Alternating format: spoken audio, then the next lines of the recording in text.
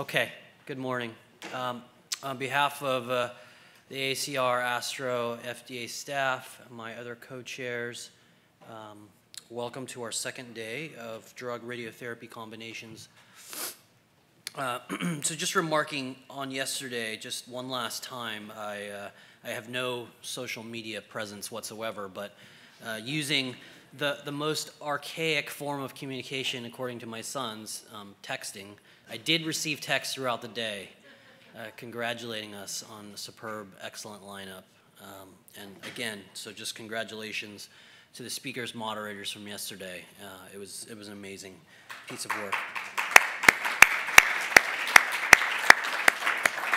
So yesterday was very much the how and the why of this drug radiotherapy combination issue, and today we have the what, which are, what is the set of agents that are going to be combined with radiation that lead to regulatory approvals, but also bettering the lives of our patients.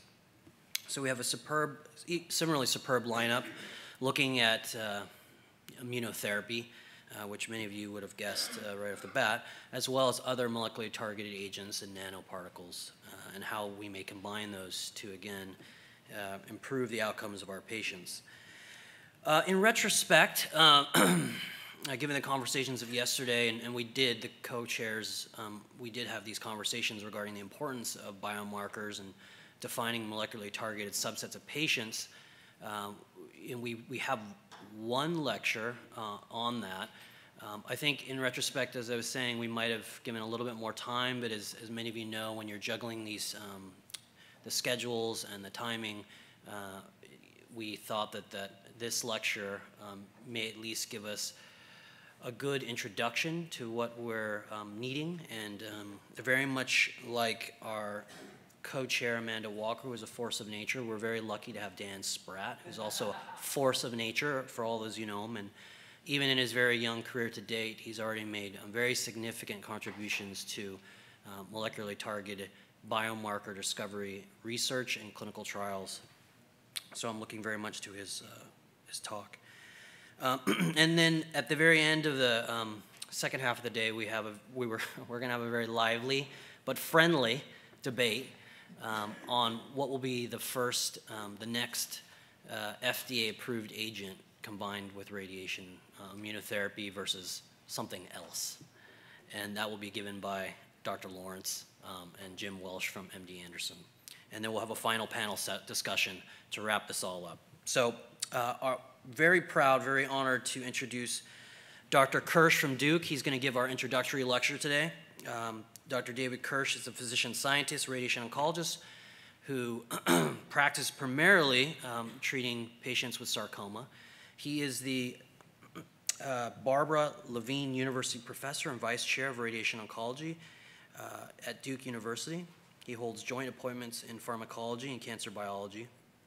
He's internationally recognized for his work in sarcoma, as well as the use of state-of-the-art genetically engineered mouse models to study fundamental issues in radiobiology. He will give us his lecture entitled, "Which Molecular Pathways Are Worth Targeting in Radiation Drug Combination Studies?" Dr. Kirsch?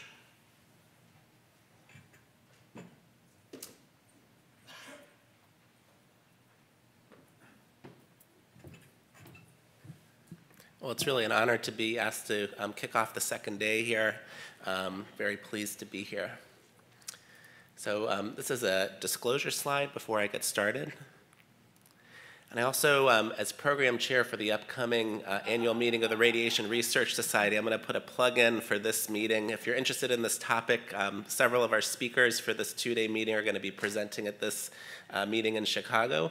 And we have a really exciting lineup, and several speaker spots are still open for top-scoring abstracts. So I wanted to take a step back. I know we have a mixed audience both here and also listening in on the web, especially from pharmaceutical companies. And you heard from Ricky Sharma yesterday, and this is from the workshop consensus statement from the CT-RAD group in the UK. But they really highlight the critical role that radiation therapy plays. So approximately 60% of cancer patients receive radiation therapy as part of their treatment.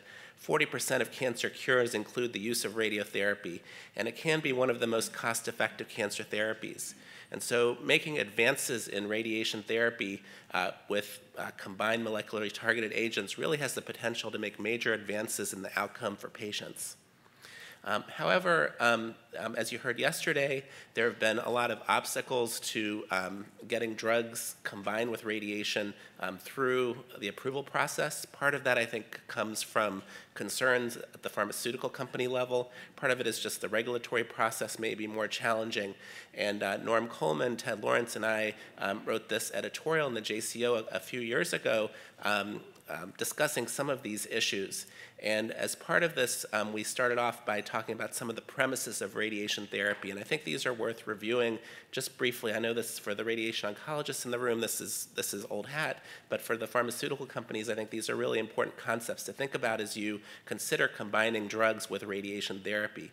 So first, radiation therapy is a spatially focused therapy. So we have anatomically defined dose distribution. That, of course, is very different from systemic therapies that go throughout the body, and that limits the toxicity to a certain part of the body. In addition, we have highly accurate radiation dosimetry to both tumor and normal tissues.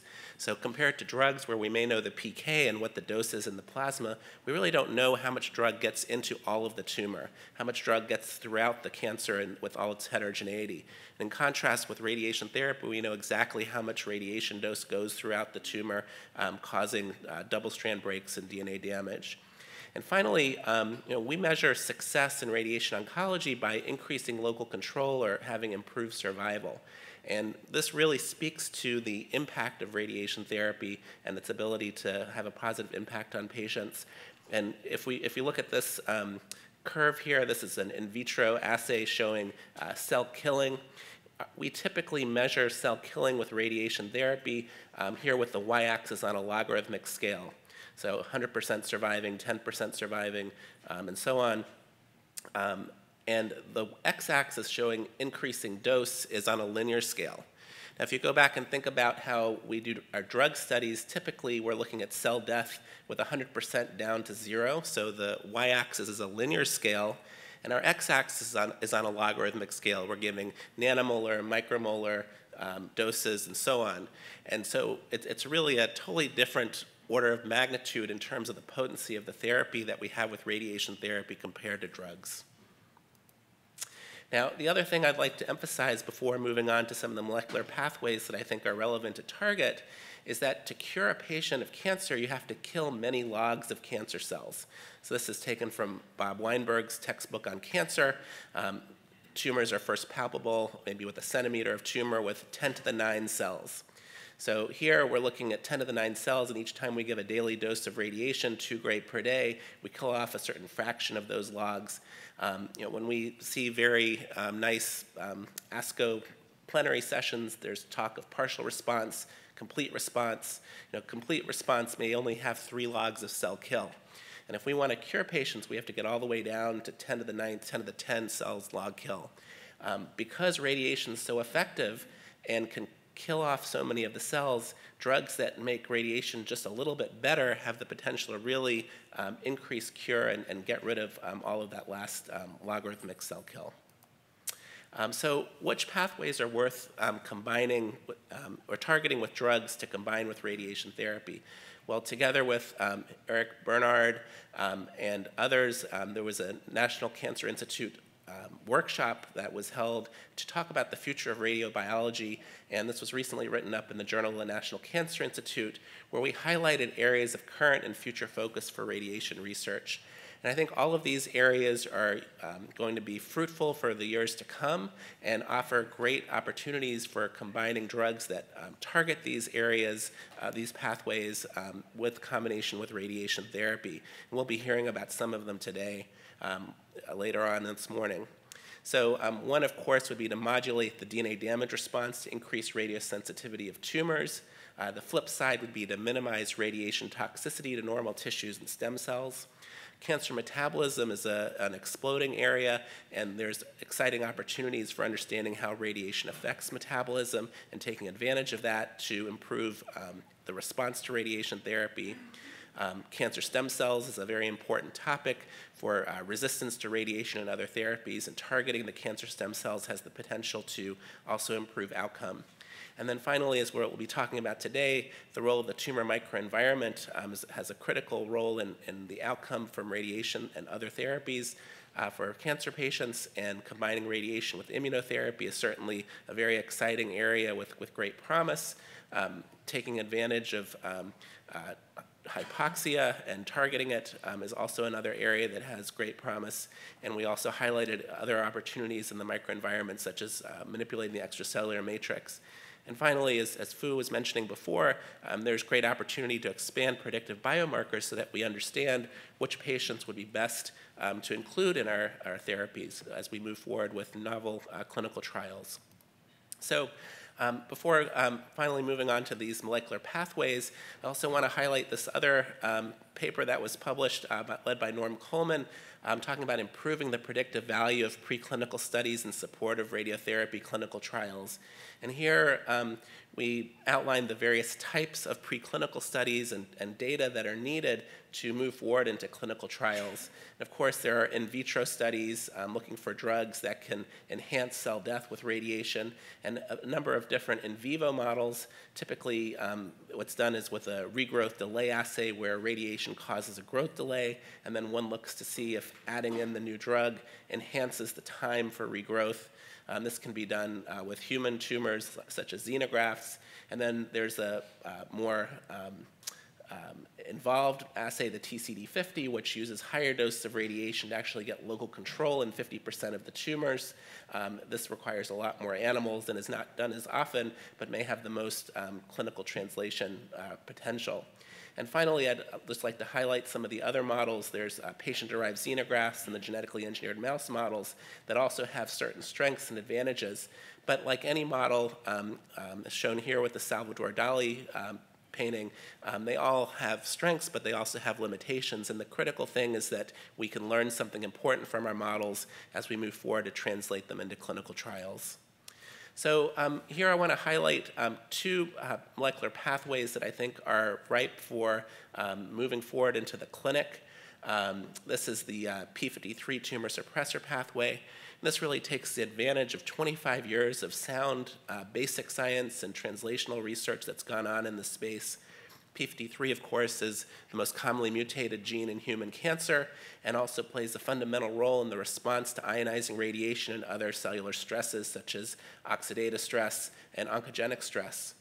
When p53 is activated, it then can turn on a host of downstream targets such as p21, which causes cell cycle arrest and senescence, and also can turn on genes like PUMA that can cause apoptosis. An important regulatory protein is the MDM2 protein, or HDM2 in humans, and this causes ubiquitination of p53 and degradation. And this pathway, the p53 MDM2 axis, is now being targeted in the clinic. And I just want to highlight here the critical role of context for the p53 pathway. We and others have shown that following radiation, p53 plays a critical role in the bone marrow to cause cell death and to promote injury. But in other tissue types, such as the vasculature and in the intestine, the GI epithelial cells, p53 is actually playing the opposite role in protecting. And then in the liver, it seems that radiation doesn't affect p53 at all and has no effect on the liver. So although we kind of give this cartoon of how p53 works, there's a lot of complexity here and cell type and tissue level complexity that we have to think about as we're translating these concepts into clinical trials. So here's another schematic of what I showed you. After ionizing radiation, the kinase ATM is activated, which can then phosphorylate p53 and MDM2. This allows p53 protein levels to be elevated and turn on downstream targets for various cell type specific endpoints here.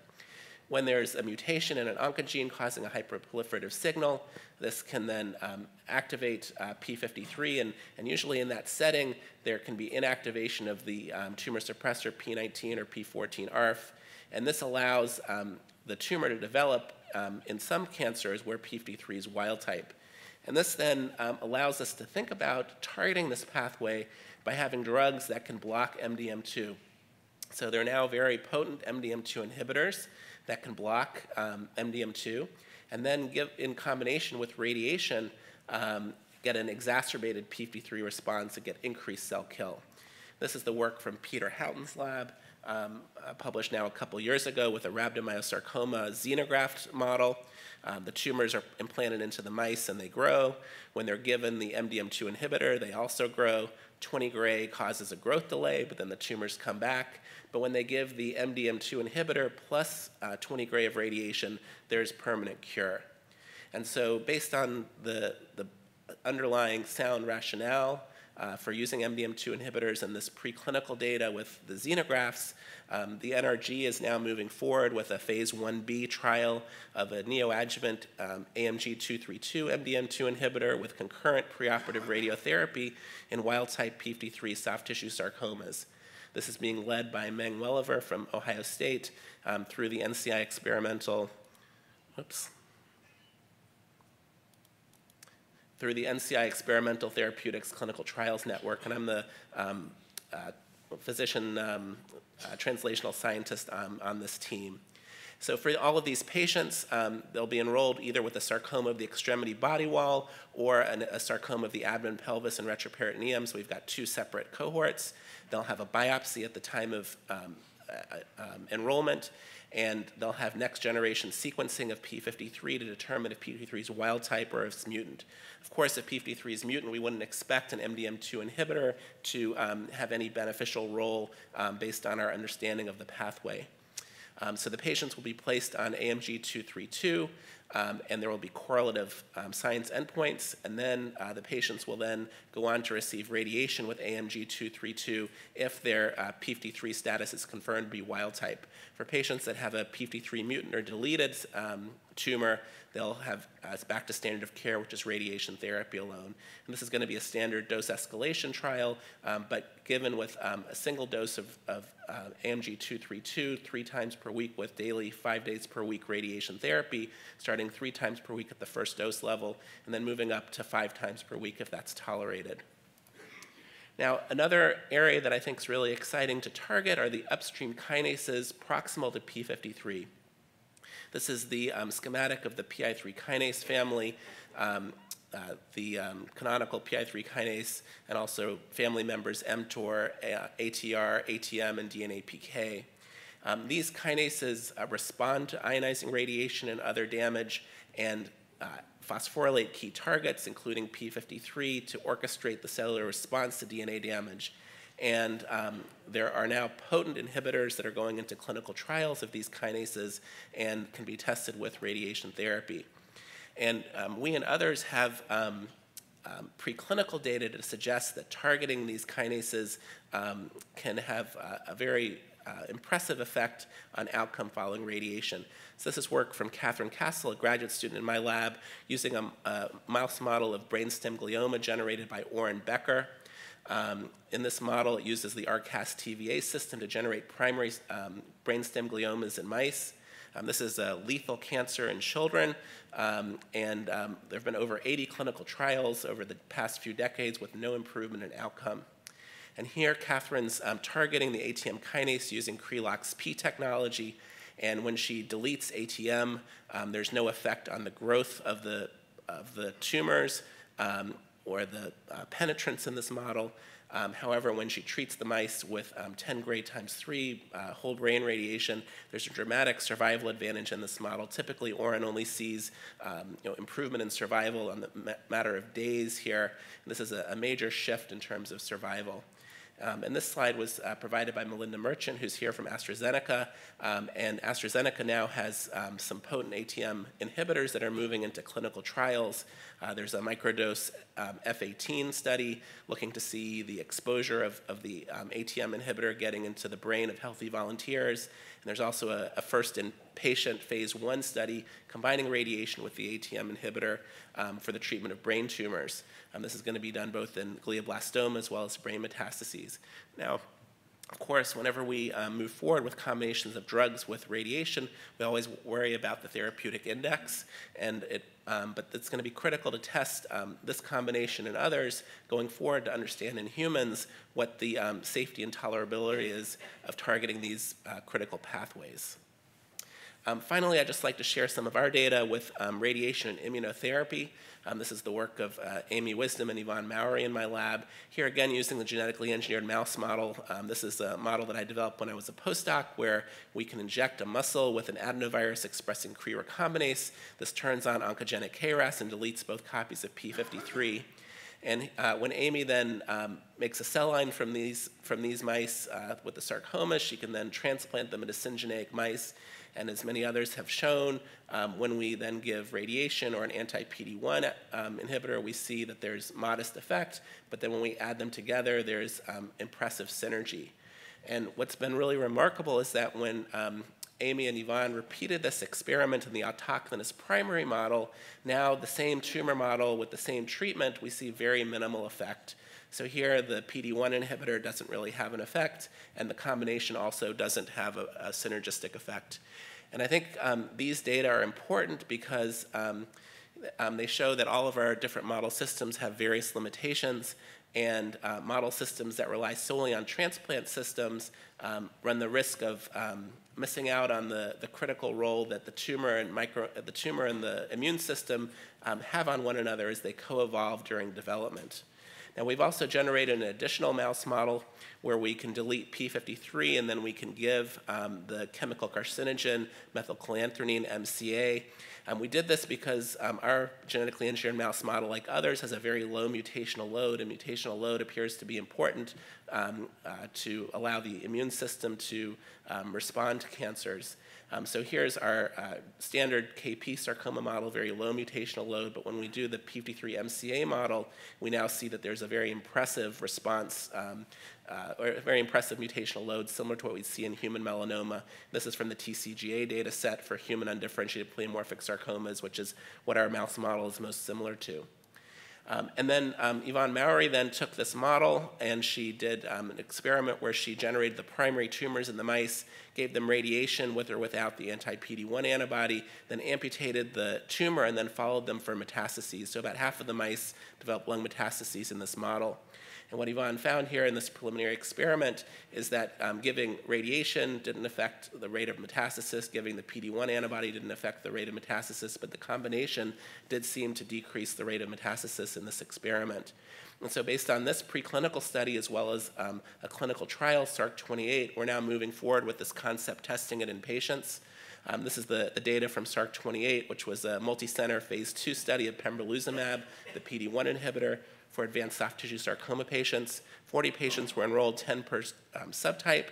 The patients that had the undifferentiated pleomorphic sarcoma, there was a 4 out of 10 response rate, so 40%. And patients with the pleomorphic liposarcomas, 2 out of 10 had a response. This is the waterfall plot showing again that the patients with the undifferentiated pleomorphic sarcomas had the best response. And here's one of the patients from the University of Michigan that was enrolled on the study. I'm showing the impressive response to pembrolizumab. So based on this clinical trial, SARC-28, as well as the preclinical data, we've recently opened a trial funded by Stand Up to Cancer called SARC-32, which is a multi-institutional clinical trial to test the safety and efficacy of pembrolizumab and preoperative radiotherapy to try to reduce the development of metastatic disease in high-risk sarcoma patients. Primary endpoint is 2-year disease-free survival, and we also have a number of correlative studies of the tumor as well as the blood as well. And here's the clinical trial schema. Patients with high-risk undifferentiated pleomorphic sarcoma or liposarcoma will be stratified by grade. Half the patients will receive standard of care, image-guided radiotherapy, 50 gray and 25 fractions, followed by surgery. And the experimental arm will receive pembrolizumab before, during, and after radiation therapy, have the tumor resected, and then will receive adjuvant pembrolizumab.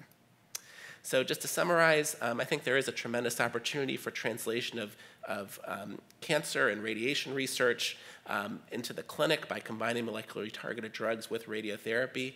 And to maximize success of the clinical trials, we need sound rationale based on solid understanding of the basic cancer biology and radiation biology.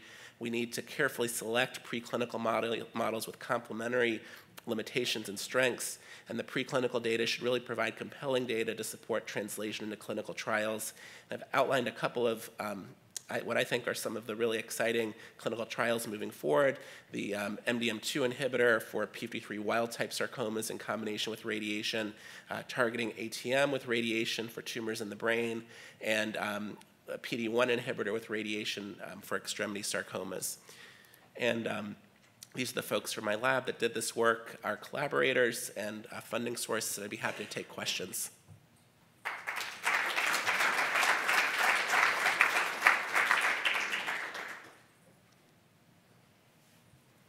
Thank you for that, David. So and you've presented that data a few times with regards to your KP model, the autograft versus the autochthonous, and the differing response to radiation and checkpoint. Can you elaborate on perhaps why you see those differences? Well, I think that the difference has to do with peripheral tolerance of the immune system. We're working hard to do the mechanistic studies to nail this down, but I think that when you have a syngeneic mouse and you inject in 1 million cells or whatever it is, the interaction between the immune system and the transplanted tumor is different than when the cancer co-evolves with the immune system over time and peripheral tolerance has months to years to develop. And I think the threshold for overcoming that, the bar that we have to overcome, is much higher than a syngeneic model may otherwise suggest. So that's our hypothesis. Okay. So we had a spirited discussion yesterday, David, about the role of, I guess I'll say, translational science in trying to develop these clinical trials. In particular, how can we assess in patients whether we've hit the target, whether the science is actually playing out in patients? So in the trials that you talked about, how can one do that? And how do you think that's going to enhance the outcome of these studies? Well, I think that the MDM2 inhibitor, we're doing next generation sequencing up front to identify patients with p53 wild-type tumors. And so based on the really large body of work, we think that the AMG 232 will only be effective with radiation in the context of p53 wild-type tumors. So that's really an essential biomarker-driven trial. In addition, there are p53 targets that are secreted. So there's an MIC1 protein that's secreted, and that will be a biomarker that we'll study to see if we're able to enhance p53 response in vivo in patients. For the ATM clinical trial, I'm not sure what biomarkers are actually going into that study, but I think that it would be nice, it's hard to do in the brain, but if there are sites that are accessible, it would be nice to see that ATM phosphorylation targets, that's blocked after radiation. So that would be the biomarker study to look at.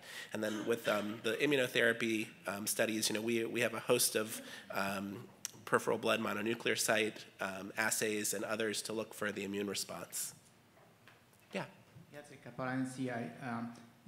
I noticed that you use different radiation schemes for combination with immunotherapy. Do you have any recommendations what it should be? Well, we're going to have a slew of talks coming up with real experts on immunotherapy and radiation, so I don't think I want to go there. I think what I would say is there's conflicting data in the preclinical literature. I think that we need to do the clinical trials and be open to the possibility that different tumors in different settings will benefit from different fractionation models, and I think they need to be tested prospectively in humans. But I think that for our clinical trial, I talked to the sarcoma radiation oncology community about using hypofractionation, but we could use 5 gray times 5, which is used in Poland for extremity sarcomas, but their rate of local control is only about 82-83%, which is lower than what we see with 2 gray times 25, which is more like 90% in the US and other countries. And there was discomfort of making two big changes, going to hypofractionation with pembrolizumab, and so we stuck with 2 gray perfraction. That may not be the best and optimal fractionation scheme, but it was the first step that we were able to do. Thank you, Dr. Kirsch. Thanks.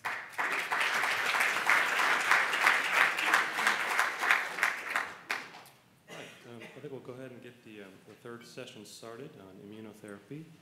I think as we all know, immuno-oncology is revolutionizing oncology in general. There are over, I think, 100 trials, close to 100 trials now combining radiation with immunotherapy specifically. We have a great lineup, so I want to thank Amanda and the organizers for putting together such a wonderful lineup of leaders in the field. And so we'll get started with Dr. Crittenden. She's a radiation oncologist. She's a true immunologist, trained classically as an immunologist and director of translational research at Earl Childs. She's published one of the first studies combining radiation with immunotherapy many years ago, and so I'm looking forward to her talk. Thank you. And I'd like to thank Amanda for organizing such a great session. So I'd also maybe not like to thank Amanda so much for giving me the task of demystifying the abscopal effect, which I'm happy to do, but I'm not sure I'm going to make it any clearer than mud. So disclosures, I don't think any of the laboratory support, well, the NCI and NIAID stuff I may talk a bit about, but nothing from the companies. So in this talk, I want to give you a little bit of a mechanism of immune radiation interactions, and I had synergy up here, but I learned not to put synergy. I learned from the question yesterday, and I learned from when I put it in a publication and then had to statistically prove synergy. Then we're going to talk about aspects of dose timing and fractionation, which I think is a big part of what people want to know, and I'm afraid you're not going to come out with a direct answer. We'll talk about prospective clinical trials of radiation in the metastatic setting in combination with immunotherapy and searching for abscopal responses, maybe what we can learn from what's been done so far. Then go back to some of the preclinical data, looking at what we've learned in the clinic, maybe why we're seeing responses we're seeing, and then maybe targets we need to be considering. So the mechanisms of interaction for radiation I group into sort of 2 general areas, and Andrew nicely explained this yesterday. But interaction 1 is the one that most people talk about. That's where radiation functions like an in situ vaccine. You don't need to know the antigen. It's in the tumor in order to enhance immune control of distant disease. And this is what people are referring to when they refer to the abscopal response. The response then is seen outside the field of radiation. Interaction 2 refers to the fact that the immune system really can function to enhance control of irradiated tumors, because radiation will make changes in the cancer cell and the microenvironment that will make it a better target for the immune system. And that's really a concept that Jim Hodge and colleagues have pushed a lot, immunogenic modulation. I think if I were in a company, this would be the direction I'd be heading for, because I think there's a lot you can do bringing it earlier into a definitive radiation setting. So this is just a nice cartoon for those of us who don't learn by writing or by reading, but this shows the tumor, and as you can see, there's cancer cells in the tumor, but there's also other stromal cells, including T cells, very radiation sensitive. They die quite quickly with radiation, although may be variable based on effector function. Endothelium, maybe more radiation sensitive at higher doses, less radiation sensitive at the lower doses. Macrophages, dendritic cells, those cells are a little more radioresistant because they tend not to undergo active division, so they can be a little more resistant. You give radiation, as you can see, the T cells are now gone, the tumor starts to die, releases, adjuvant antigen, gets picked up by dendritic cells, traffics to the lymph node where it primes T cells, and then those T cells traffic back to either clear residual disease or clear distant sites of disease. And that's predominantly the thought and theory behind radiation inducing an abscopal response. There have been multiple mechanisms that have been shown between radiation and immune response that can contribute to this, specifically the cell kill, increasing antigen release, DAMPs released at the time of radiation. You delete regulatory T cells and anergic cells in the environment, and you end up resulting in recruitment of more activated T cells. You see upregulation of death receptors and antigen processing machinery, perhaps more to the second interaction that I talked about better killing of the tumor microenvironment, in the tumor microenvironment post-radiation. Recruitment of immune cells through cytokine and chemokine induction. Realize this is in the radiated tumor, not necessarily as much in the distant tumors unless you've got an immune response going. That results in enhanced immune cell trafficking. So for those of you who are not immunologists, the two fundamental components for a vaccine is antigen and adjuvant. If you have antigen without adjuvant, that typically leads to tolerance of the immune response. If you have adjuvant without antigen, that typically leads to an immune refractory period. So giving too much inflammation without an antigen there can lead to your T cells being in a period of refractory period. And so timing can matter with how we deliver agents. The adjuvants that have been associated with radiation, double-stranded DNA, uric acid, HMGB1, calreticulin, ATP I didn't put up there, but you can also use pathogen-associated CpG, poly-IC, LPS, all of those have been looked at with radiation. The other thing I want to emphasize is priming versus boosting. Priming is referring to activation of naive T cells. It is a dendritic cell-dependent mechanism, and it requires secondary lymphoid tissue. Naive T cells do not circulate through the periphery typically, so unless you're doing something to draw naive T cells in an artificial way into the periphery, that encounter really happens in the secondary lymphoid organs. Boosting, on the other hand, doesn't require dendritic cells. It can start sooner, typically 3 to 5 days, but you may have to overcome energy in the boosting system. It can occur in the tumor. So what do we know about dose timing and fractionation? And I've sort of divided them sequentially. So dose. This is about dose effects on the release of DAMPs from tumor cells. This was published a while ago by Jim Hodge, but they did variable doses 0, 10, 100, and they compared it to a chemotherapy methotrexate. And they looked at ATP and HMGB1, and you can see that it's really, in this case, the higher doses of radiation that are causing the increased release of these DAMPs. And perhaps a more physiologic or a more clinically relevant dose range, Dr. Golden from Fermenti's group looked at ATP, calreticulin, and HMGB1 over a range. And you can see the most is actually at the highest dose, 20 gray, presumably going up to the 100 gray would similarly do that. So, and then here's another thing about dose, published a long time ago by Edith Lord, looking at priming with either 5 fractions of 3 gray or 1 fraction of 15 gray, and then looking at the draining lymph node. It uses OVA as a model antigen, and you can see the most OVA-specific T cells by ELISpot are in the 15 gray dose compared to the more fractionated dose, and even the endogenous TRP2 binding to the class 1, highest in the high dose. So therefore, everybody should be doing the highest dose of radiation, but wait, it's not so simple. Dr. Fermenti and colleagues have thrown a bit of a wrench in it in the fact that they looked at dose, and in their tumor models at least, there appears to be an inflection point. And they were specifically looking at double-stranded DNA that can activate STING, and what they saw was that the 8 gray times 1, they saw a lot of double-stranded DNA, but when in the cytosol of cells, radiated cells, but when you went to the higher doses, you lost it. And this seems to correlate with Tregs expression coming up at the higher doses of radiation and perhaps degrading the double-stranded DNA, leading to less STING activation. So that's dose. So not so simple. Seems to be a little bit better with higher doses, but maybe you can go too high. So co-stimulation and checkpoint regulation I'm going to use as examples of timing. We heard a lot about PD-1 from Dr. Sharabi, Dr. Illich yesterday. So I'm going to talk about OX40, and I'm going to talk about CTLA4 as examples of where timing may vary depending on the agent you use.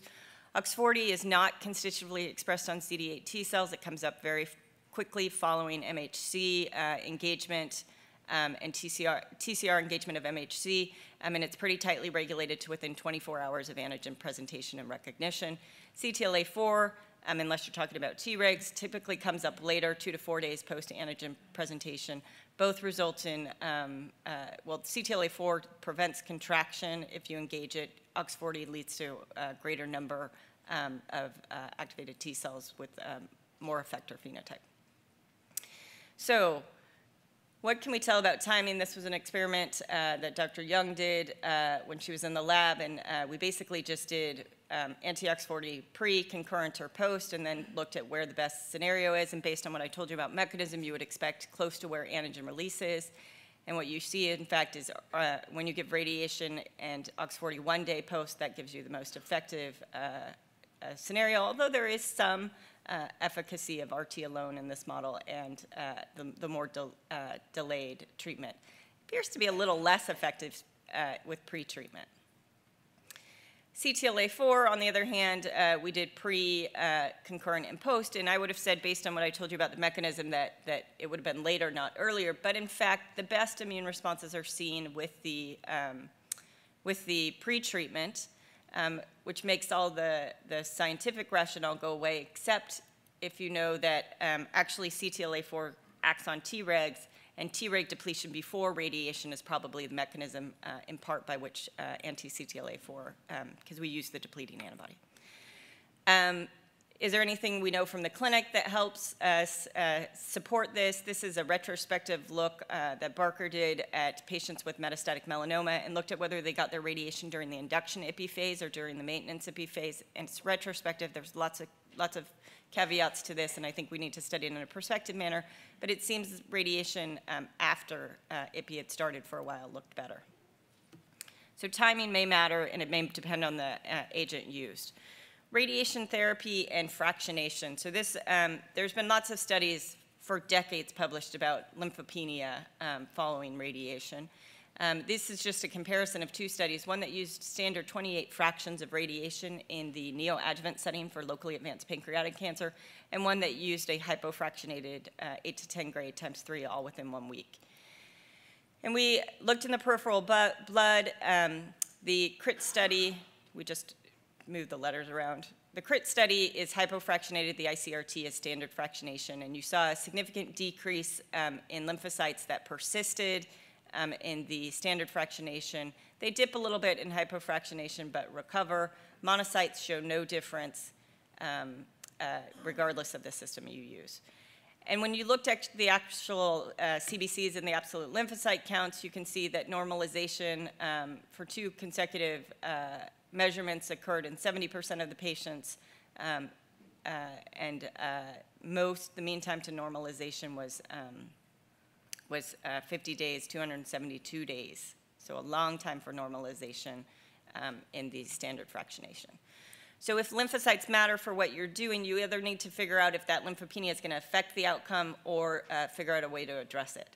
So in terms of summarizing this dose, for an endogenous vaccine, higher may be more effective, but in some tumors there may be an inflection point. If you're not really looking for a vaccine or adjuvant release effect, you may be able to get away with lower doses. Timing of radiation and immunotherapy combination is really going to depend on the agent that's used, and fractionation is good, but too much fractionation may be bad. So what do we know about prospective clinical trials? And I tried to group them by agents that were used. So high-dose IL-2 was actually used in 1992 at the surgery branch with radiation. They did 5 gray times 2 to 4 to multiple sites in the body, and their overall response rate was only 7%, so very similar to high-dose IL-2 use alone at that time. Second study in renal cell was done with 8 gray times 1. Again, multiple sites were targeted, and again, their response rate was only 12.5%. You might say this person doesn't know about repeating the same thing again. And so, but the theory was that high doses seemed to make more effect, and so the doses used were 20 gray times 1 to 3 to lung and liver mets, because that's where it had been shown to be safe to use that dose, and the reported response rate was 66%. This is now in a randomized phase 2 trial, and has completed accrual and will probably report out later this year if this is consistent in the randomized setting. Anti-CTLA-4 has also been tested, mostly in melanoma, but also in all solid tumors, in a range of doses, 6 to 8 gray in this setting. This used a huge range, which makes interpretation a little tricky, but maybe is more hypothesis generating, 2.5 to 25 gray. Multiple sites were radiated. Overall response rates of 18 and 27% were reported. Here's the response rate reported in Wolchuk's recent paper looking at combination, 19%, so not dramatically different. Certainly not the degree of difference we see in the preclinical setting. This one you need to realize is solid tumors, not melanoma. So most solid tumors, in fact, I don't think they had any except maybe a uveal melanoma.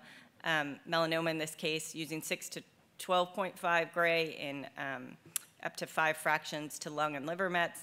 And they saw a 10% response rate. So again, in a setting where maybe anti-CTLA-4 doesn't work alone, but not the degree that we see in the preclinical models. This study I'm not going to talk that much about because they didn't report overall response rate. They reported best response in any abscopal lesion. So that makes it hard to interpret and compare.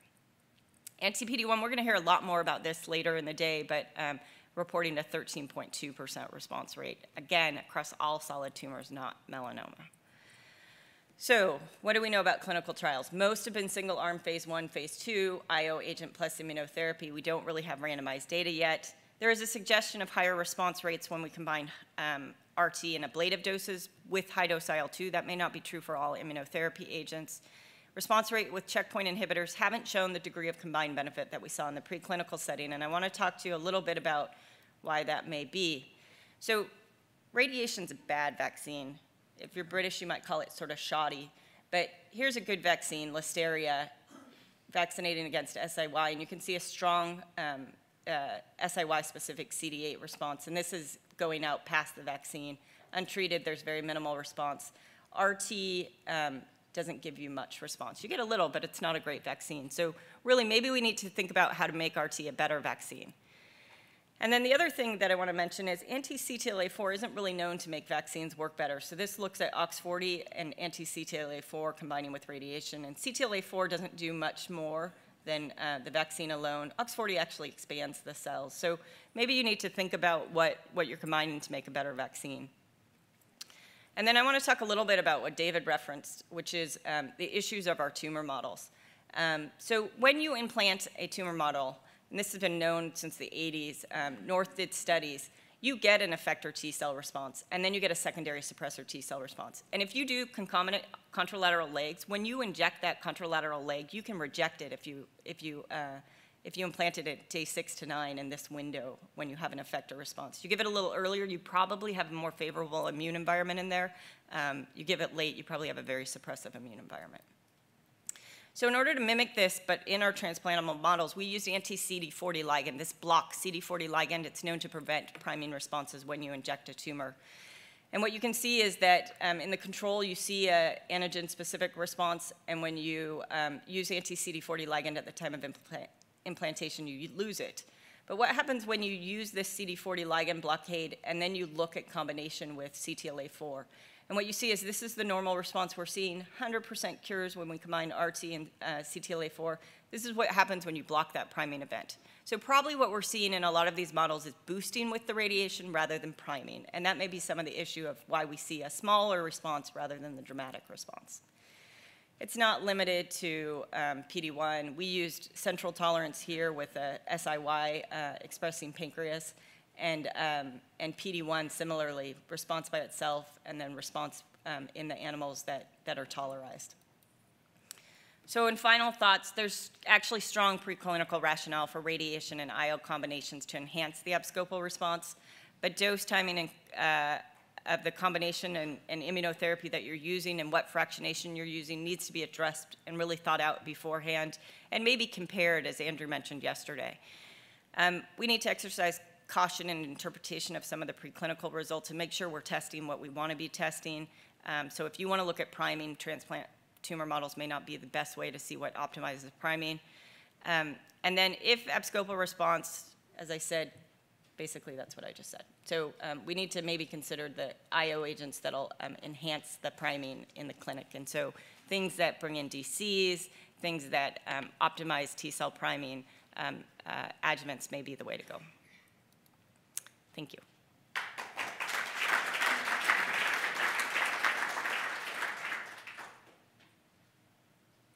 Adam. So,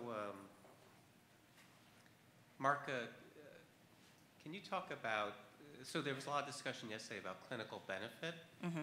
So can you talk about abscopal response and clinical benefit?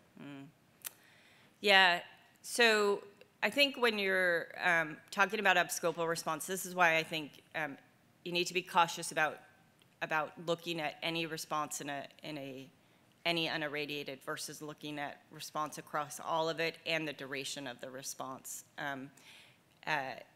Because if you're just saying, I see 1 or 2 tumors shrinking, but others are growing, then you probably aren't having a clinical benefit. And frankly, we could probably take out 2 more tumors with radiation, and we sort of know that that whack-a-mole game hasn't historically shown to be beneficial outside of oligometastatic disease. So I think the caution with abscopal responses, I don't think we can use that way to give us a signal, but we can't use that way in really looking at it as an endpoint. So I think your endpoints still have to be progression-free survival or overall survival, or delay to next event and needing additional treatment potentially as the beneficial clinical benefit that we can provide in that abscopal setting. Is there a reason to think that the abscopal effect may be more effective in either microscopic or occult disease than in gross disease? Yeah, there is. There is evidence that, the Pacific trial, which Andy Min will talk a little bit about, may give hint to that, and that we see a really good response rate in that setting, and that's microscopic residual disease rather than gross burden of disease. And so there is a suggestion that metastatic lung responds better than, say, a contralateral large bulky tumor in preclinical. Great. Our next speaker, who is going to speak about toxicity in combination with radiation, has done a lot of work looking at this and designing trials for this. So, Dr. Jonathan Schoenfeld. So thanks very much. It's really a privilege to be here this morning, and I want to thank the organizers and Amanda for the invitation. And what's been a great session so far. Here are my disclosures and pictures of what I think Boston looked like over the last 48 hours, so going from snow to 70 degrees and then back to snow again. So I think the same was here, true of DC. I wasn't as smart as Marka. I didn't remove the word synergy from my slide, but I did just want to start by pointing out that maybe I'll say potential synergy. The downside of this can be associated with increased toxicity. And I think perhaps the most clear example of this from the immunotherapy space is combination of PD-1 and CTLA-4, PD-L1 and CTLA-4 blockade. This is data from the Checkmate 067 study. Of course, the combination of the PD-1 inhibitor nivolumab and the CTLA-4 inhibitor ipilimumab is approved for the treatment of metastatic melanoma patients. And in this trial, you can see promising activity with the combination of nivolumab plus ipilimumab, both in terms of progression-free survival on the top and overall survival on the bottom. But the downside is with the combination of these two potentially synergistic treatments, you see a clear increase in adverse events. In particular, I wanted to highlight the grade 3 to 4, so the serious adverse events. With single-agent nivolumab, single-agent ipilimumab, these were in the 20 to 30% range. But with the combined treatment used at the doses used in this particular trial, the grade 3 to 4 adverse events were at 59%, and this was clearly significant for these patients. So the same is true. We've heard in the past few talks and in some of the talks yesterday. Obviously, we're all excited and want to pursue the combination of radiation and immune therapy of all different kinds. But I think we have to be wary that in situations where we can see a potential beneficial combination of these two agents, we have to be mindful that this could also have a downside in terms of synergistic or additive toxicity at least. So this morning I wanted to start by talking about, in a little bit more detail, what are some of these toxicity concerns, talk about some of the existing and emerging clinical data in regards to toxicity of combined radiation immunotherapy approaches, some of which we've already heard a little bit about, and then speak about how might we go forward, how might we look for combination toxicity of the combination of radiation immune therapy, and what are the inherent challenges in doing this. So first, to talk about the toxicity concerns. So I think this is something that's probably increasingly familiar to everybody in this room and everybody in oncology in general. The unique spectrum of side effects that are caused by immunologic agents, and particularly immune checkpoint blockade, was really well summarized in this review article that was published in the New England Journal of Medicine last year. And basically, from head to toe, even though the toes are cut off on this figure, the increased immunity caused by immune checkpoint blockade can lead to increase in inflammatory side effects. And these most commonly involve the skin, the GI tract, the lung, the endocrine glands, and the liver. But there are these other rare but also potentially serious and even fatal autoimmune side effects that have been reported, such as myocarditis. And what's interesting, I think, from a scientific perspective, is that the frequency and distribution of these autoimmune side effects highly depends on the immunologic agent used. And perhaps the best example is the higher rates of autoimmune pneumonitis associated with PD-1 or PD-L1 inhibitors as compared to colitis, which is more associated with CTLA-4 blockade. What's become increasingly clear as well is that the early identification and appropriate and aggressive treatment of these autoimmune side effects are important in clinical management of these patients. There have been now the establishment of algorithms to aggressively treat these patients, and that's been very effective in limiting the morbidity and mortality that these side effects are associated with in human patients, and so something that I think that's been very clinically meaningful. And then, going back to all the discussions that we've had about translational models, and I do think these are extremely important preclinical models, but when it comes to toxicity, there's even more of a challenge, I think, in that even in models where we see some of the efficacy inherent in immune checkpoint blockade, you don't necessarily see the same spectrum of autoimmune toxicity, at least that you see in human patients. So mainly for non-radiation oncologists in the audience, I wanted to point out that when we think about toxicities of radiation therapy, there are particular toxicities that we think about that are highly related to the site of radiation, and that in some cases overlap with these side effects that we see in patients treated with immunotherapy, and specifically immune checkpoint blockade. As shown on the slide, patients that receive radiation, this is a patient that was treated with head and neck radiotherapy, can get significant radiation dermatitis. Patients can get pneumonitis, you can see here in the red box, in an area of irradiated lung. Radiation changes, and that can be symptomatic in some patients. Patients treated to the abdomen can develop colitis, and they also can develop hepatitis. So you can see this hypodensity that's well demarcated within the liver in an area of prior radiation. And another thing that's very important when we start to think about toxicity of combined radiation immunotherapy approaches is, all radiation is not the same. We've heard a little bit about that in terms of efficacy, in terms of dose effects, but there's also a big effect of dose, fractionation, field location and size, treatment technique, and also something that's long been appreciated is concurrent systemic therapy obviously can affect the rate of radiation toxicity. So as we move into the immunotherapy radiation space, I think those are all parameters that are important to keep in mind as we look for the toxicities with combined treatment approaches. I also just wanted to pick up on a theme that's now been mentioned in the past few talks, is that obviously we're all excited about the possibility of the abscopal effect. So you irradiate one lesion or you irradiate one place and you stimulate systemic anti-tumor immunity in a way that might make immunotherapy more effective. But I think we also need to keep in mind the local effects of combining immunotherapy and radiation, both in terms of efficacy and toxicity. And there is now increasing amounts of both preclinical and clinical evidence that there's a potential for enhancement of local radiation effects with immunotherapy. Some of the data for that has already been presented this morning, so I won't go into that in too much detail. Just to say that, back as early as the 1970s, if not before, there's evidence that the local effects of radiation, and this was in a fibrosarcoma model, are greater in immune competent preclinical models than in immunosuppressed preclinical models, just locally, again, within the field of the radiation.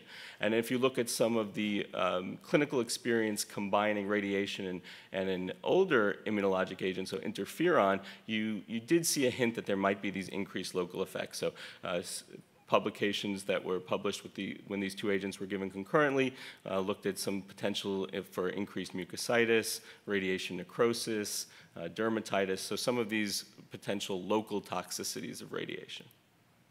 So what are the existing clinical data in regards to combinations of radiation and the newer types of immunotherapy, and specifically immune checkpoint blockade? So I wanted to start by talking about some of the data that we generated over the last few years. This was work largely done by Dr. Andrew Bang, who is a visiting fellow with us. And we were very interested in this potential for increased toxicity locally within the irradiated field. So he very carefully performed a retrospective analysis in over 130 patients that were treated with standard of care immune checkpoint blockade and palliative radiation, and looked to see whether the radiation fields overlapped the organs that we were interested in, most notably the lungs, the bowels, and the brain, to see if we saw any increased rates of toxicity in these areas related to the immune therapy. And reassuringly, what he saw is that overall rates of immune-related adverse events were similar to patients treated with immune checkpoint blockade alone. If you look in the graphs here, you can see in the blue are patients that had toxicity that received radiation to an associated site, compared to red, where patients received radiation to another area, to try to address some of the retrospective bias that might be in the study. And you can see that there was a numerically greater rate of pneumonitis in patients that received lung-directed radiation. This was not statistically significant, and we didn't see any increases in colitis or transaminitis in patients that received abdominal-directed radiation. And what was even more reassuring to us is that we saw a few severe grade 3 or higher immune-related adverse events, and no associations between these and the dose, site, or timing of radiotherapy. But going back to this local enhancement question, we also were interested in that, and in a study led by Dr. Ayel Iser at Institution and Alison Martin, we looked specifically at the patients who received stereotactic radiosurgery and the local effects. So how likely were these patients to get symptomatic radiation necrosis or radiographic radiation necrosis? This was 480 patients, so a larger cohort, 115 of whom were also treated with immune checkpoint blockade within 4 weeks of stereotactic radiosurgery. And you can see in the Kaplan-Meier curve on the right that here we saw that the receipt of immune checkpoint blockade was associated with an increased risk of symptomatic radiation necrosis after adjusting for tumor histology, and particularly in the melanoma patients who received ipilimumab or anti-CTLA-4 therapy. So I'll come back to this in a little bit. Largely, though, I think now we're starting to see reassuring prospective data as well. So the Pacific trial has already been mentioned a couple of times this morning. But just to go back to the toxicity question, again, this was to remind everybody of what this study tested. It tested adjuvant PD-L1 therapy in patients that were heavily pretreated with chemotherapy and radiation to the lung. So these patients received full-course chemo and radiation for stage 3 non-small cell lung cancer. You can see the impressive progression-free survival benefit in the Kaplan-Meier curve here on the left. And then if you look at the adverse events, what's reassuring is that, again, if you look at pneumonitis and radiation pneumonitis, because this is a big concern with patients receiving radiation to the lung, you can see a numerical increase in any grade pneumonitis, which is not surprising considering PD-L1 inhibition is associated with a single agent risk of pneumonitis. Doesn't appear to be multiplicative, just additive. And if you look at grade 3 or 4 radiation pneumonitis or pneumonitis, you see that the results are really pretty consistent, 2.6 in the placebo arm and 3.4% in the patients that were treated with durvalumab. And so I think we're starting to see a pattern emerge here. There are, I think on a monthly basis, more and more published experiences, both looking retrospectively and now prospectively at combinations of radiation and immune checkpoint blockade, both with anti-CTLA-4 and anti-PD-1 therapy. And the majority show that the combination of the two treatments are well tolerated. I just want to highlight a few of the prospective studies. So I think there are some clinically relevant situations that we all care about, that we want to test in clinical trials and in standard practice.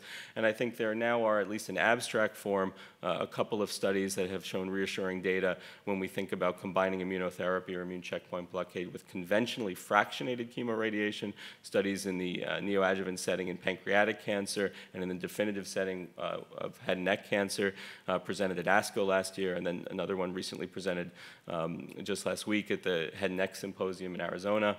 I think when we start to think about higher dose stereotactic body radiotherapy treatment, we just heard Dr. Shimura talk about his study that was recently published, also other studies as well that have either been published or presented. And then as Marka mentioned, there's this interest in getting the sweet spot, so hypofractionated radiation to potentially combine with immunotherapy. And there are also several published studies that have used the combination of hypofractionated radiation and found this to be generally well tolerated with immune checkpoint blockade. I do still think attention is needed in future studies and with longer follow-up. I wanted to highlight this interesting cases that were published in the Annals of Oncology last year.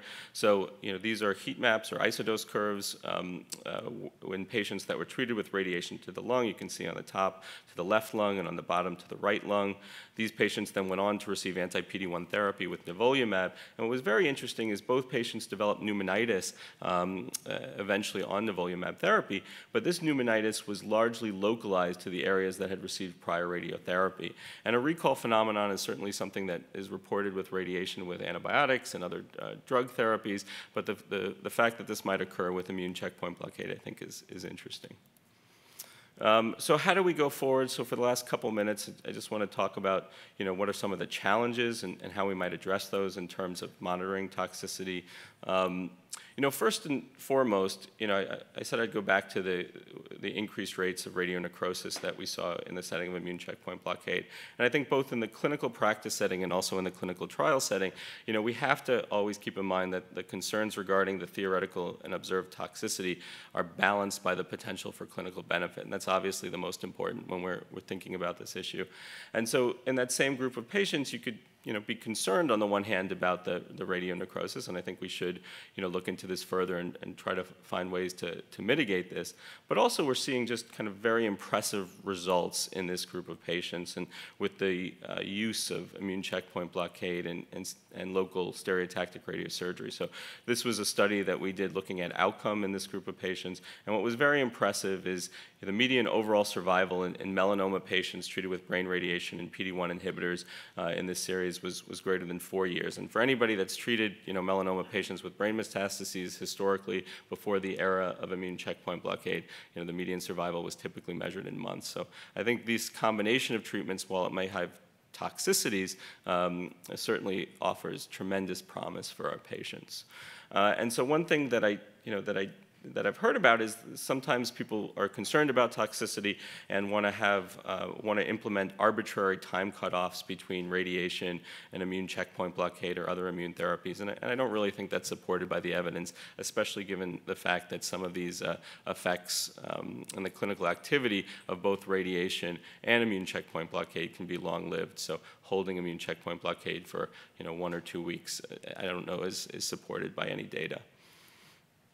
I think some of the outstanding questions that exist is that there are fewer data still in regards to combinations in the definitive setting, for example, with definitive chemoradiation or larger field radiation. And as we've heard already, I think that's an area that is ripe for combination between radiation and immune checkpoint blockade. And still, I think remains to be more data. There's more data is needed for the combination of immune checkpoint blockade and higher dose radiation or SBRT. And again, mainly for the non-radiation oncologists in the audience, you can see that all radiation is definitely not the same, both in terms of dose and fractionation, but also in terms of the radiation treatment field. Here's a patient from our institution treated with lung SBRT in combination with a PD-1 inhibitor. You can see a very small radiation field, and another setting where we might want to incorporate immune checkpoint blockade with fractionated radiation, and that's in Hodgkin's lymphoma, is shown here. And you can see the radiation field is much larger. Parts of the heart and the lung are getting irradiated, even with the more targeted fields that we use for Hodgkin's lymphoma in the modern era. You might still expect a different spectrum of toxicity.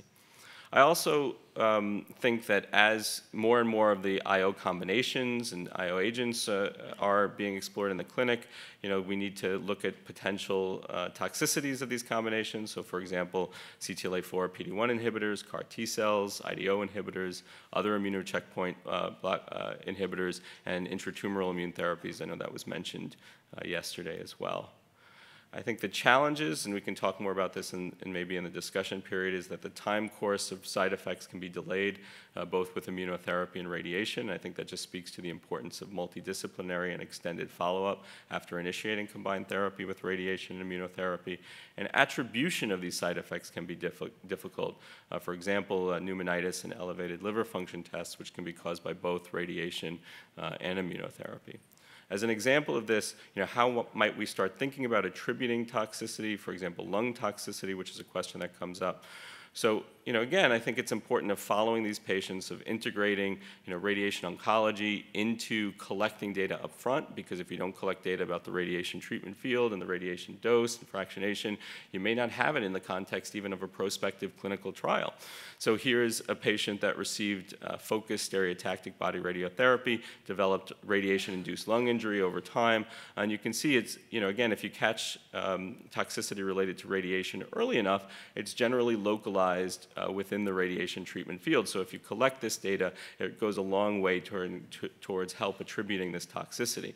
In contrast, you can see the spectrum of radiographic manifestations of PD-1 inhibitor pneumonitis here, and although they can be quite variable, they're generally not localized in the same way that radiation pneumonitis is, at least in the early stages.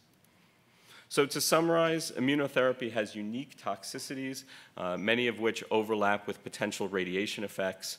Reassuringly, initial data suggests that standard of care and experimental approaches that combine radiation and immune checkpoint blockade are generally safe, but I still think more data are needed. Challenges moving forward include the lack of mechanistic understanding about why some of these autoimmune events occur, biomarkers that we can use to follow these or predict these events, and the variability in time course with which side effects develop, as well as the rapid development of new drugs and therapies. So I think, again, just with the last minute or so, how might we go about addressing some of these? Well, obviously, I think we need to evaluate toxicity in randomized clinical trials that look at radiation and immunotherapy combinations.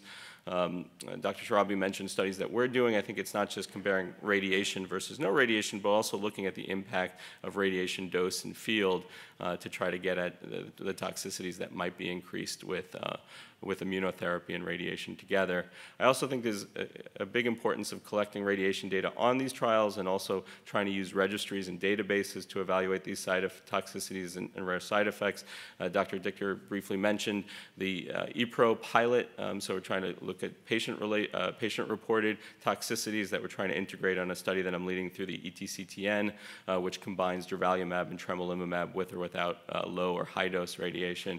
And I think just from a clinical perspective, I just wanted to finish that, even outside of a context of a clinical trial, I think it's more and more important for the multidisciplinary team to be educated regarding the side effects of immunotherapy and immunotherapy radiation combinations. I know in my practice, we see more and more of these patients in the early stage, who have received either neoadjuvant immunotherapy approaches or definitive immunotherapy approaches. So it's important that not just medical oncologists, but radiation oncologists, nurses, the whole treatment team is aware of the potential for these toxicities, because if we don't look for them, we're not always going to find them.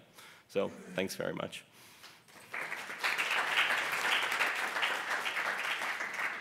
So let's have the rest of the panel come up, and then if there's any specific questions for Jonathan while they're coming up, we can do that.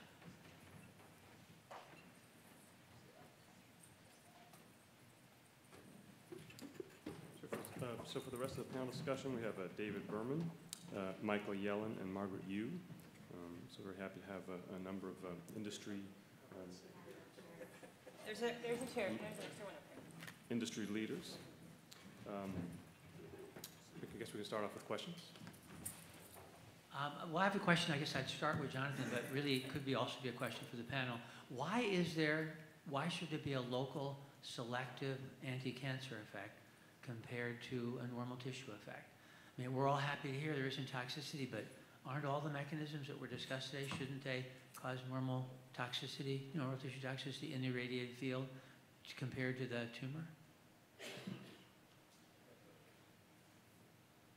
Sure, I can start. I don't know that I have the answer. I think that in general, I would agree that some of the same mechanisms that could lead to an enhanced tumor effect could potentially lead to enhanced normal tissue toxicity.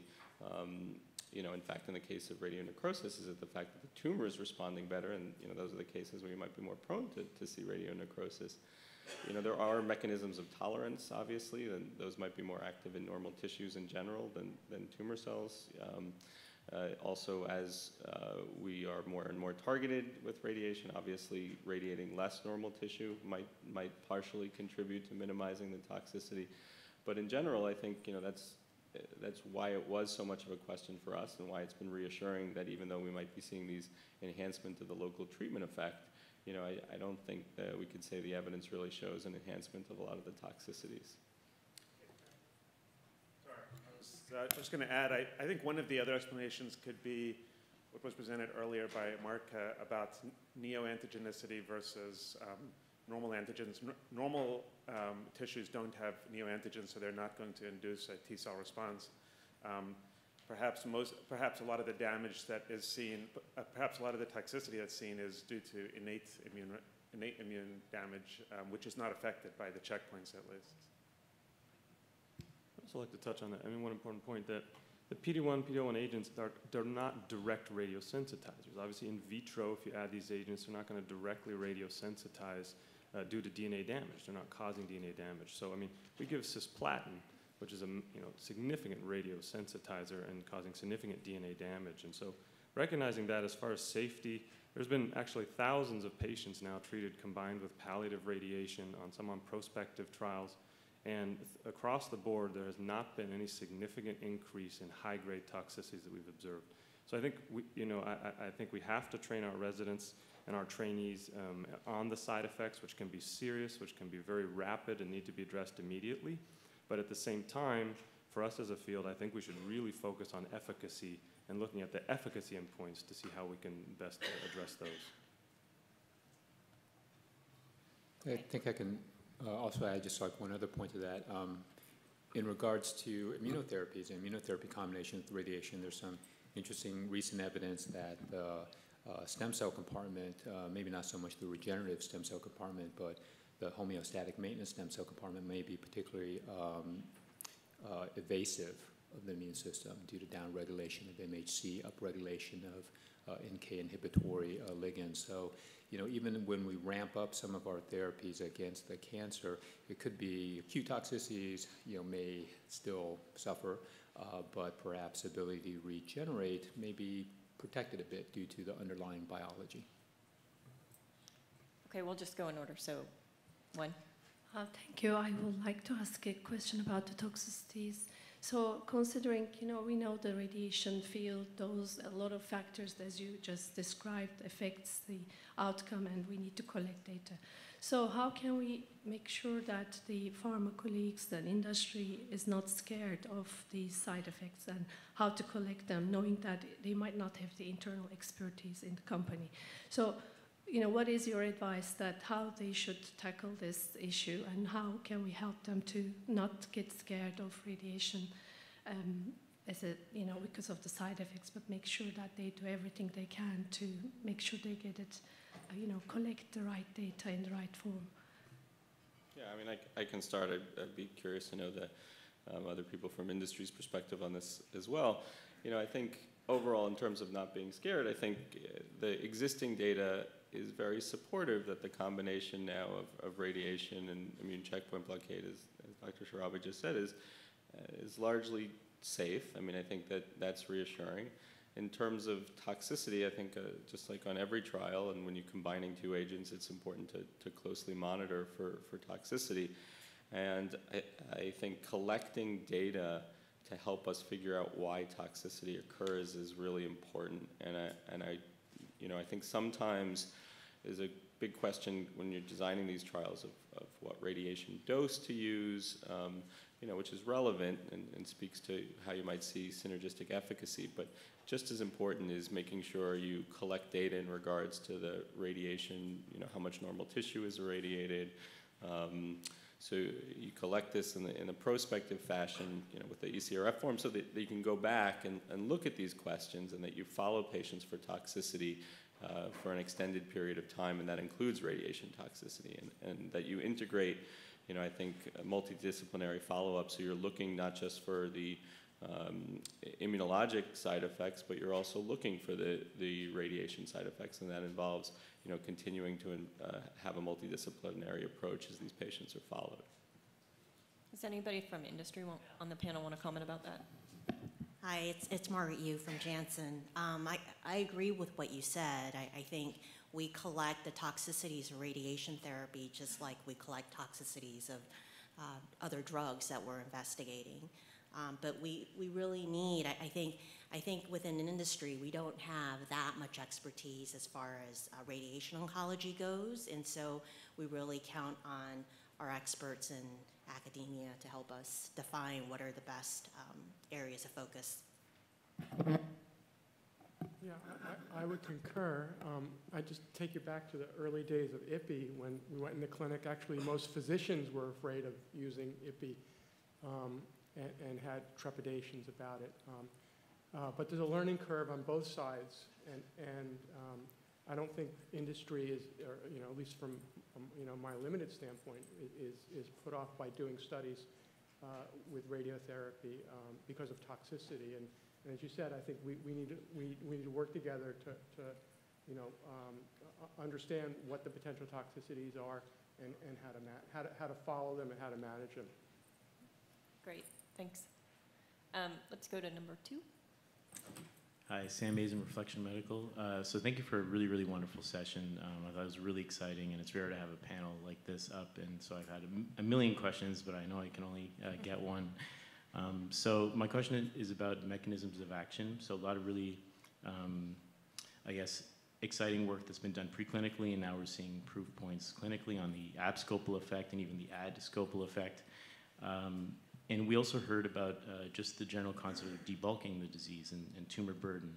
And I was just curious about the panel's thoughts on, which is kind of more important. Is it just removing more cancer is good, and that's going to help the systemic therapy and the patient do better, versus how much of the immune effects are factoring in terms of the success of the Pacific study and the other LIGO studies that Steve presented and others presented?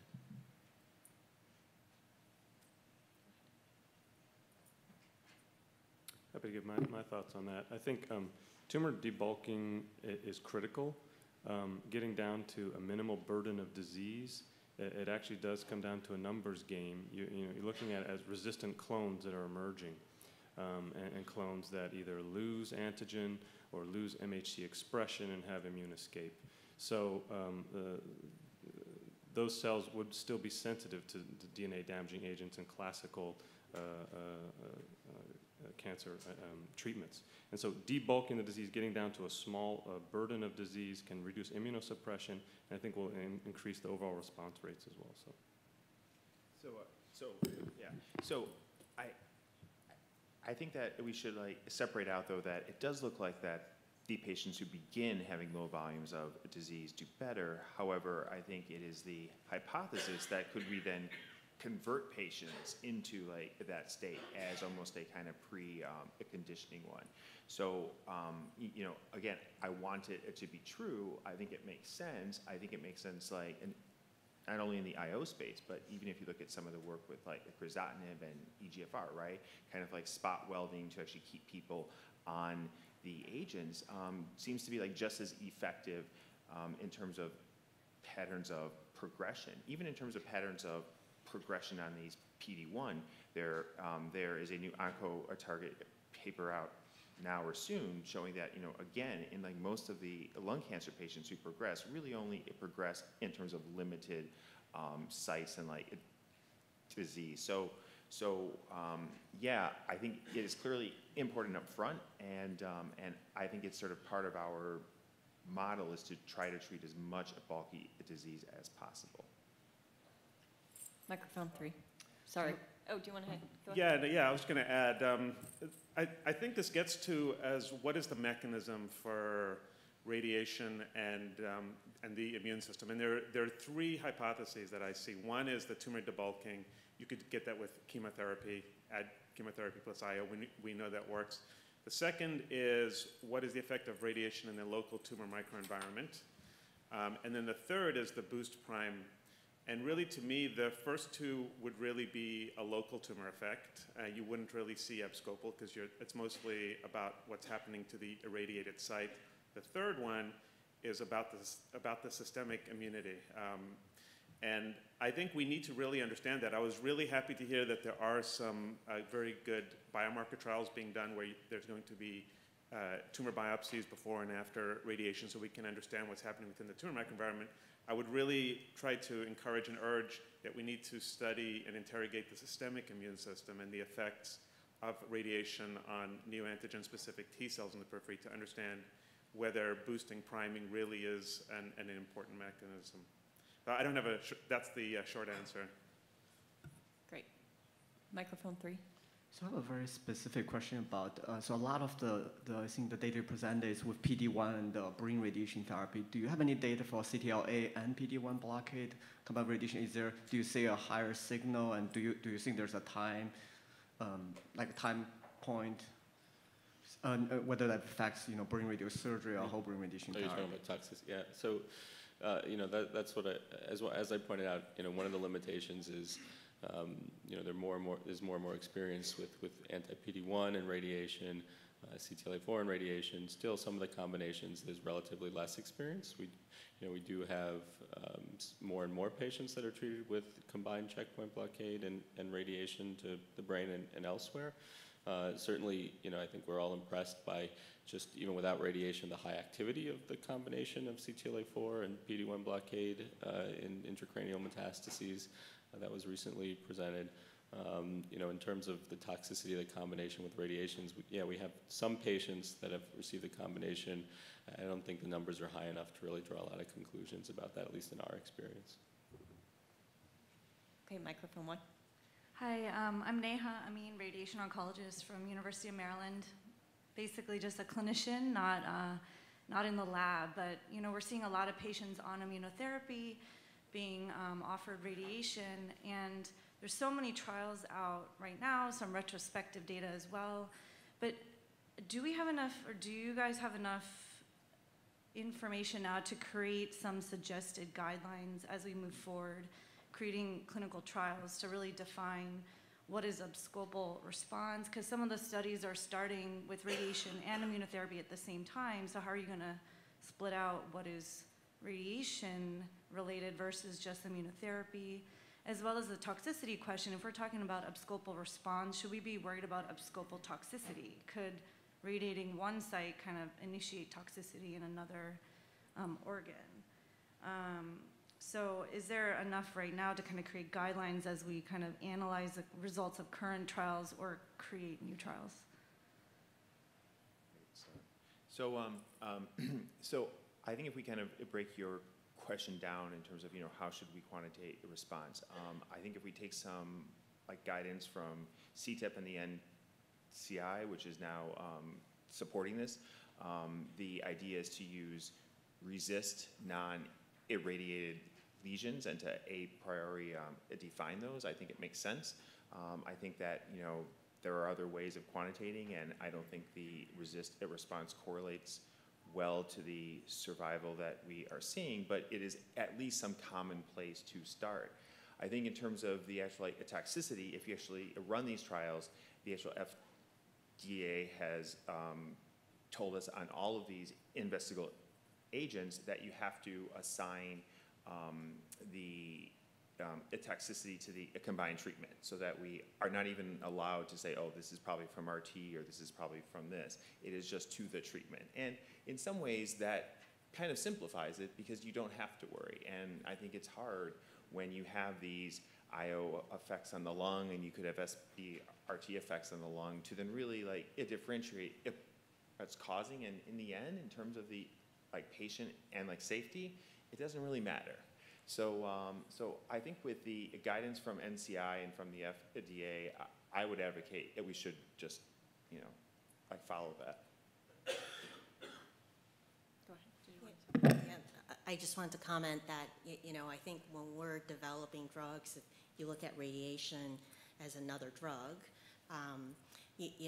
as far as toxicities and efficacy, we're looking at, what's happening to the whole patient. So I think the abscopal effect is a nice explanation, but at the end of the day, we need to see the responses happening overall. Microphone 2. Yeah, Mark Gardner from OmniSeq. We're a diagnostic lab. And my question is, at the end of last year, there was a publication that basically listed all the combination immune therapies that are out. It's now in the hundreds, if not thousands. By far the leading candidate for combination CTLA-4 and PD-1 or anti-PD-L1, followed thereafter by chemo and so forth and so on. I guess my question is, these patients are coming in the context of having many, many, many trial options. And I'd be curious, Dr. Shimura particularly, I liked your idea of using some sort of biomarker selection to assign patients onto the various arms. Just as sort of a general question, should we be selecting patients who are more immune deserts or less immunogenic for specific cross comparisons of chemo plus anti-PD-1 versus radiation therapy and anti-PD-1? Is that a rational hypothesis that should be tested? And is that something that you're considering as part of your trial, or others if they want to take that as well? That was too long of a question, I apologize, but. So to summarize, is the biomarker that's going to distinguish who's going to go into your radiation arm the lack of any signal? Yes. And should that be your signal? Yes, exactly. And so basically, so I am actually really excited about the ADVISE trial because of, one, having access to these early stage agents. I think will just encourage people to accrue quickly, which is good. And I think it really is then using kind of SBRT as your seventh drug. I mean, it is the first time that we have done this. I think that we have enough activity to actually say it is actually exciting. I think for some of the other combinations, we have carved out kind of specific areas, like for the C4 Mozart trial. If in fact somebody has a metastases to the liver, and we know that it responds poorly, and the kind of a major hypothesis is that it could be TMC related. So basically, all of those patients will be getting the anti-CSF RNA, which by itself seems to have some activity. So I have kind of moved past the idea of is this safe, because it seems really safe compared to just doing SBRT 10 years ago. It was far more dangerous, and I'm far more interested into either the biomarker selection or in terms of actual patient selection. If in fact you can get that biopsy and know you have a bunch of M2 macrophages, it makes a lot of sense to add a drug. Can I just add to that? I completely support biomarker-driven trials, but with radiation, I actually think that we need to be very cautious. And the example I give is the Pacific trial, where we enrolled all comers, PD-L1 positive and negative, that's their status prior to CRT, but the benefit was seen regardless of whether they were PD-L1 positive or negative. And I do think radiation, or CRT in this case, may be doing something to the tumor microenvironment. And in fact, that's the reason I'm so excited about radiation, is because I do think it can modulate the local tumor microenvironment. So I completely support biomarkers. I just think we have to be very careful because of the promise of radiation in modulating the TME. I completely agree, and I think we focus a lot on the antigen presentation and induction of the T cells, but recognizing that radiation can also help to complete that immune cycle by helping to induce a T cell infiltrate. And I think that's another key step, which may be a critical part of how radiation may function in this setting. Great. Microphone 3. Paul Harari, Wisconsin. Terrific panel. Question for any of you on the capacity now of radiation to target multiple lesions. We have the ability now to selectively irradiate with pretty minimal toxicity 3, 4, 5, 6 lesions in several ways. One with directed stereotactic type body radiation, another with targeted molecular nuclides that can uptake selectively in the tumor. Any comments or thoughts about the benefit of that approach where we could actually address all the macroscopic gross tumor with radiation? Yeah, I am actually a sort of huge a supporter of this. I think that Jim Welsh would agree. I think if we really think about oligometastases, we actually defined it because we could. It was something that we could treat, right? But I mean, even treating 4 isocenters, you have physicists just hate me, right? I am just hated, right? And I'm like, so basically, our goal, and we are working on this, is to eliminate them, right? If in fact we could get good computer planning to actually try to do this and to use all of these data we are collecting in terms of kind of low volume to organs and everything else, I think it is a good hypothesis to say, again, could we sort of debulk and render the patient almost to the microscopic state? Because even if you don't affect T cells, if we just know you have X amount of good T cells functioning, because so many are allergic from having this bulky disease, if we could just take that and just change that ratio, it may be the kind of true abscopal effect. It is just allowing our agents to work better. So yeah, so I am excited about it. I am working on it, and I think there are companies out there who are starting to see the actual possibilities. And if I could just echo that, I mean, I think, also from a patient perspective, it's just a lot of logistical challenges. I mean, we have one of those trials that allows up to 5 lesions, irradiated with SBRT, and then, I think we have to start to overcome talking both from a radiation planning perspective and also a treatment perspective. I mean, it takes up a huge delivery perspective. It takes up a huge amount of patient time and machine time to treat these patients. So I mean, it take hours. It just cannot take hours, and it cannot take 2 physicists a week to actually give me this 8 isocenter plan. I'll also maybe comment a little bit about, I completely agree with my colleagues, although logistically it may be difficult, there are challenges. The biology behind the potential benefit of maximal cytoreduction, I think, is quite striking. The reason why Alex Huang and John Weary in that Nature publication decided to look at the ratio between reactivation of T cells or reinvigoration of exhausted T cells and overall tumor burden is because fundamentally they're immunologists and also they're virologists.